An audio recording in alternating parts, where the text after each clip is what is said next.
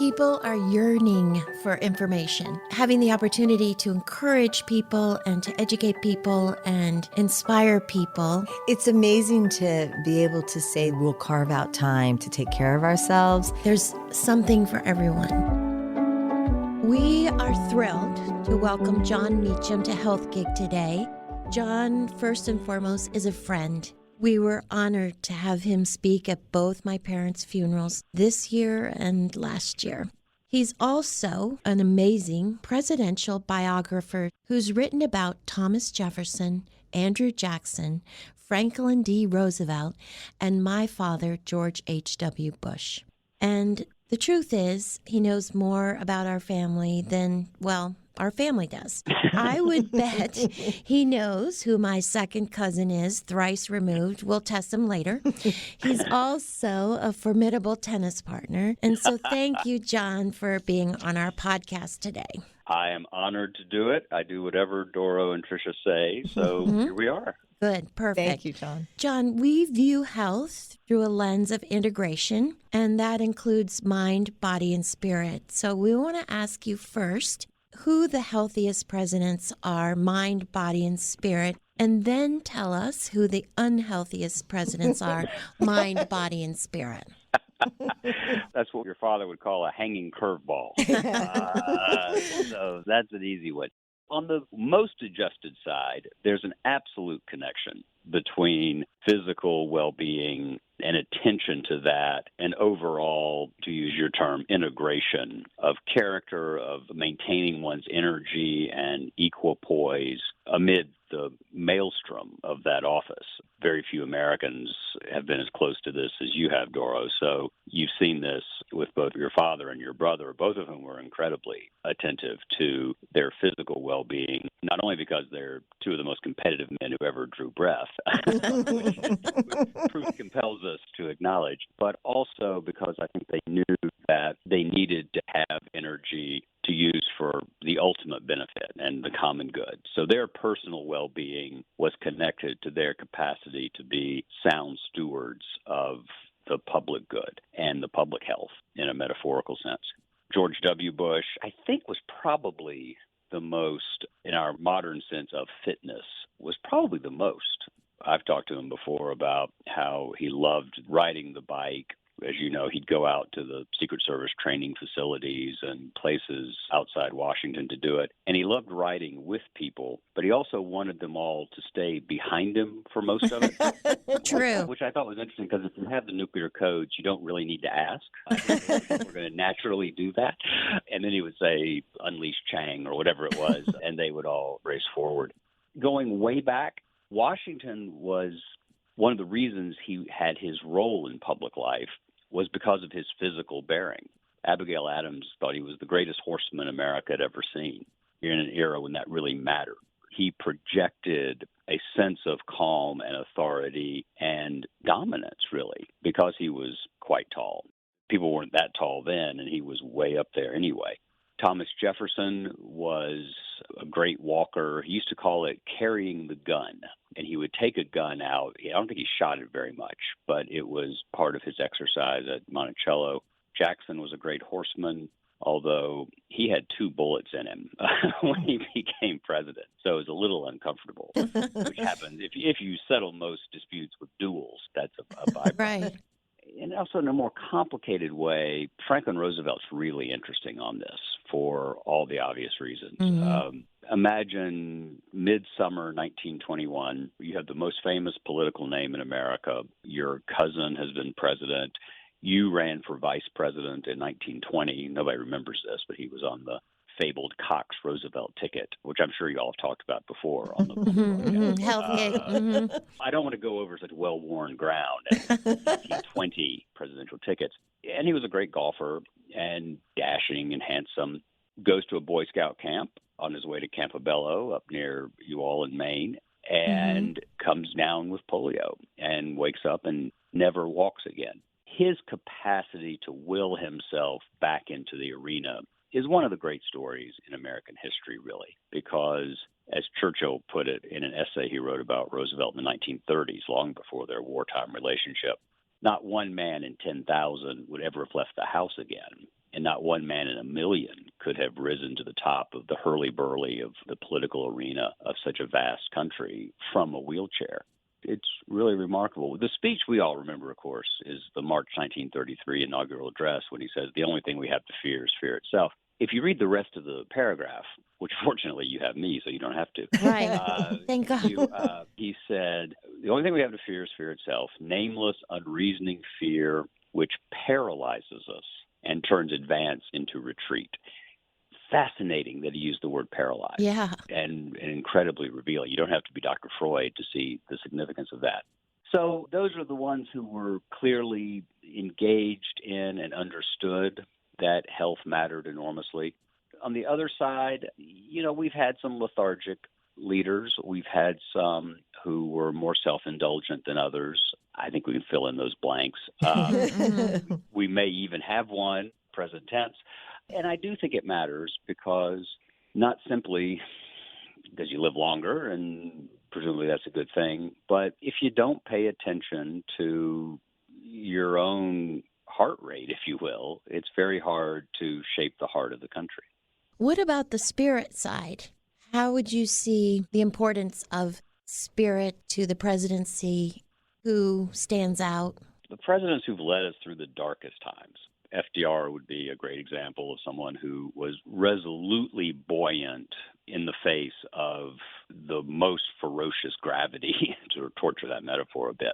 President Reagan, a child of the Midwest, but who had very much adopted the frontier mentality, loved that ranch up there, loved the horses, loved clearing brush, which President Bush, 43, also liked to do. I'm not sure what it is about presidents that they like cutting down trees and moving them. I think it's because they can't get anyone else to do what they want. And so it's the one sphere of life where they can actually just do something and see that they've accomplished it. Your father, there's unquestionably a link between his sense of what FDR called the science of human relationships and the way he led. My favorite story about this, in talking about empathy, which of course is a manifestation of spirit, is the great story about your dad at Greenwich Country Day School in the 1930s was the best athlete. And there was an annual obstacle course race that he always won. Mm-hmm. And so in the last year before he went off to Andover, the faculty said, "Why don't you give everyone a head start?" So he said, "Fine." However, Dana Carvey would have said fine at age 13, fine. And everybody went off. And he's going through a series of barrels on the ground, and he pops out, and he looks to his right, and there's a rotund lad, as your father put it, Bennett McNichol, who was stuck in the barrel. He pulls Bennett out. Ben realizes it would be ungentlemanly to defeat someone you just helped. So he says, "Come on, Bennett, we'll finish this together." And it was the nicest thing anyone had ever done for Bennett McNichol. I didn't hear the story from the president. I heard it from somebody. And I went to him and I said, "Mr. President, I just heard this story about Bennett McNichol." And he said, "Bennett, he loved lunch."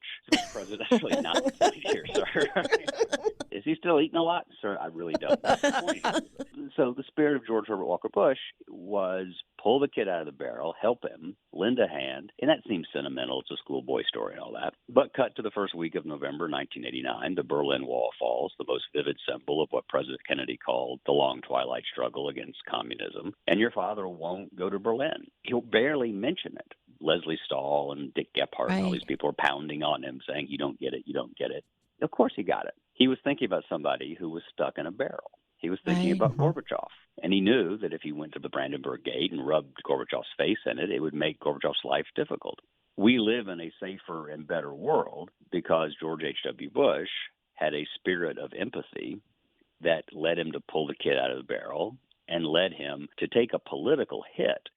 George H.W. Bush is the only man I know who would not have gone to Berlin. Any American president would have gone. But his spirit told him that the thing to do was be prudent, be calm, and ultimately that would serve a greater good. And it did. In the field of mindfulness that Dora and I work in, authenticity is often associated with leadership.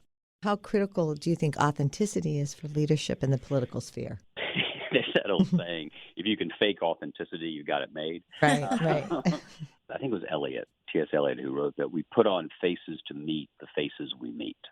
I think that's in the love song of J. Alfred Prufrock, but you can check me on that. It might be The Wasteland. The mask of command, the face we all of us, but particularly people who are the object of all eyes and the subject of all attention, are particularly given to forming a public face. The great ones stick with it. And the question becomes, is the mask really who you are? And at what point does the mask become you, at least in the terms of the execution of your public duty? The presidents we memorialize, the presidents we commemorate, the ones we want to emulate, they sort of trip off the tongue pretty easily, right? It's Washington, it's Lincoln, FDR, it's Kennedy, it's Reagan, it's Bush. There have been 44 of these guys, and there are only a dozen or so, Eisenhower, Truman. It's a more modest group that you would want to build monuments to. And think about what all those folks had in common was they were true to the masks they made. None of them are perfect. None of them is without blemish. The way I like to think of it is the best we can hope for is that imperfect people will leave us a more perfect union. I think that in a democratic republic, lowercase d, lowercase r, you can't get away with faking it too long. You can fool some of the people some of the time, right? That can happen. But ultimately, the truth will out. If it's the core truth, or if it's the truth you've at least developed for the arena, as long as you're true to that, seems to me you're going to serve better, be happier. That's another hugely important connection in leadership, is what is the connection between personal well-being and the public discharge of duty?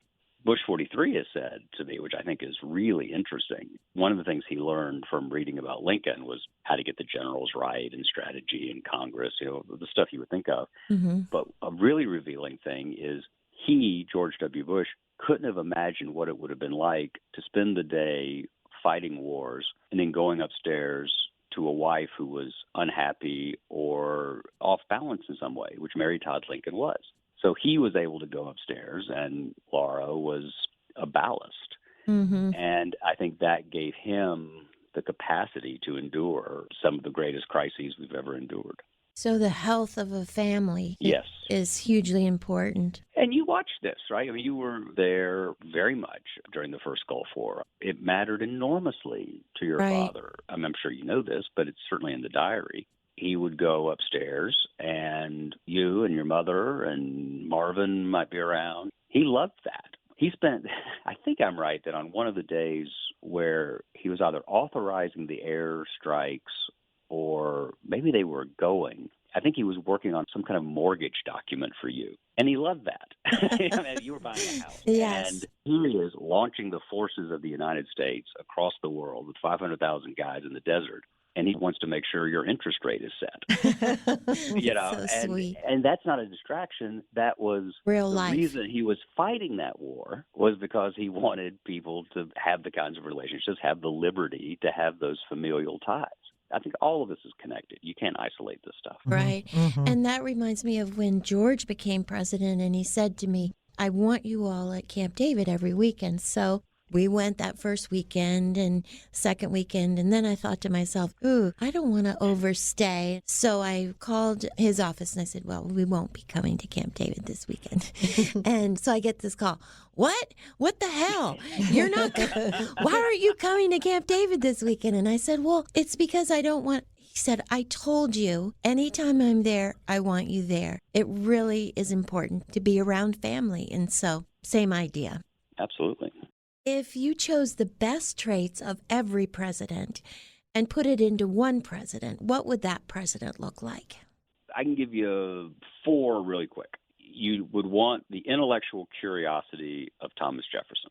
Jefferson was able to write what became the most important sentence ever rendered in the English language, that we're all created equal and endowed by our Creator with certain inalienable rights, because he had been part of the broad transatlantic intellectual shifts that had happened really since Gutenberg introduced movable type, the Protestant Reformations, the European Enlightenment, the Scientific Revolution, Copernicus, everything that had been shifting from superstition and accepted authority to individual reason and individual rights.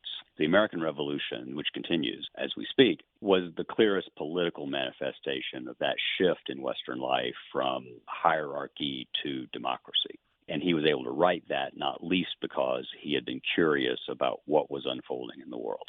I would want the capacity for public candor of an FDR, who said in 1942, when America was reeling from Pearl Harbor, that the news is going to get worse and worse before it gets better and better, and the American people deserve to have it straight from the shoulder. He was willing to give us bad news and treat us like grown-ups. This goes to Trish's authenticity point. He knew intuitively that we were grown-ups, and if he tried to slip a fast one past us, it would backfire in the fullness of time. I would want the empathy, as we talked about, of George H.W. Bush. And I think the humility, and this is not a word that you often hear in this kind of conversation, but you would need the humility to admit that you made a mistake and therefore the capacity to learn from it that President Kennedy displayed between the Bay of Pigs, which was the failed invasion of Cuba in 1961, and the successful resolution of the missile crisis in October 1962. There's a direct connection between the mismanagement in his first 3 or 4 months in office. He then had a conversation with President Eisenhower, who said, look, this is how you have to do this. And Kennedy applied what Eisenhower had told him when the news of offensive nuclear weapons in Cuba, 90 miles away from Florida, 15 minutes away from Washington, casualty estimates, if there had been a hemispheric exchange of weapons in the fall of 62, ranged between 70 and 100 million Americans. So everything was on the line. Because Kennedy had had the guts to say, I'm not doing this right, I need to do it better, and asking the last person on earth before whom he wished to appear in need of tutelage, which was his predecessor. You know, as Daniel Patrick Moynihan once said, no one wants a predecessor or a successor, Right. Particularly at that level, right? He was humble enough, not a word you associate with Jack Kennedy, but humble enough to acknowledge error and learn from it. If you could get somebody with 2.5 of those 4 things or so, we'd be in good shape. How important is it for a president to have a creative outlet? I know with 43, his creative outlet came after the presidency, but he says he goes into his art studio for 5 hours and it feels like 5 minutes. It's really hard. It's vitally important, but my Lord, just the toll that the job takes. And this is true. You don't have to just be president of the United States for this to be relevant. It's any job of responsibility or authority, any position, I should say. So running a household, running a bank branch, whatever it is. Anyone who has other people depending on them knows what it's like to become a kind of human ATM, right? No one makes a deposit. People are Right. just taking money out. And so that's why it's so important. It's a great point to bring up.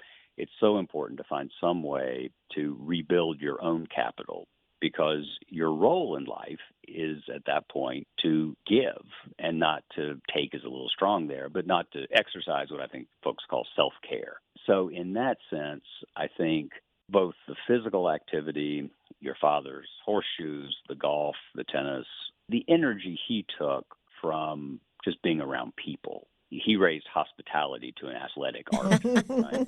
So true. With your mother doing most of the pitching, but Right, exactly. But he saw life as a long reunion mixer, and I'm sure you've had this experience since he died. There were at least 30,000 people who thought they were George Bush's best friend. Oh, definitely. At least, and they might be right. For him, creativity was the art of friendship. For your brother, as you say, afterward, it was painting. I think in the White House, I think it was both the exercise and that reading competition he had with Karl Rove. He read a gazillion books. That's a technical historical term, a gazillion. I think for him, I think he'd agree with this, the ability to go upstairs, to be with Laura, the girls when they were there, and then just to slip into a different world through a book was in itself a restorative and creative enterprise, because he could imaginatively go back to where other presidents were dealing with seemingly insuperable problems, but we got through them. That had to have a tonic effect. What else do you think we should know before I give you a quiz? I think on the mindfulness side, on the holistic side, I think common sense goes a long way. There's a great American capacity to assess situations as they are. And I think, as hard as it is, I've got to go figure out today when I'm going to go hit tennis balls, because I got to get ready for the Cook Cup. Yes, for our match. And it's hard and it's painful, but I'm going to think better later if I do it. It's just common sense. What I think history tells us is that the seemingly transient human questions, is somebody in shape? Is somebody happy? Is somebody stopping after 2 drinks and not 3, in Nixon's case, for instance? Are there friends who are there to actually be friends, or are there friends there to be courtiers and actually what they really need is this or that? All these things matter enormously because the state, the country, is a quintessentially human undertaking. Politics is not clinical. We get the government we deserve, which is a very difficult and perhaps uncomfortable fact to confront sometimes. But in a republic, our dispositions of heart and mind matter enormously because they find their fullest expression in the state of the whole. And that's the majesty and the mystery of democracy. If we take care of ourselves, ultimately the country will be better taken care of too. I couldn't have said it better. Thank you. Before we wrap up here, I actually have a quiz for you because you know more about our family than we do. And you're in luck. It only has 1 question. Okay. My dad gave me a turtle. What was that turtle's name? Oh, you got me. I knew I did. His name was Lefty. I named it after him. I love that. How old were you? 8. So that would have been 1967. Can I at least get some partial credit? I released that fact to you for your next book. Well, I could call it Lefty, Untold Tales. Yes, it could be a whole book, actually.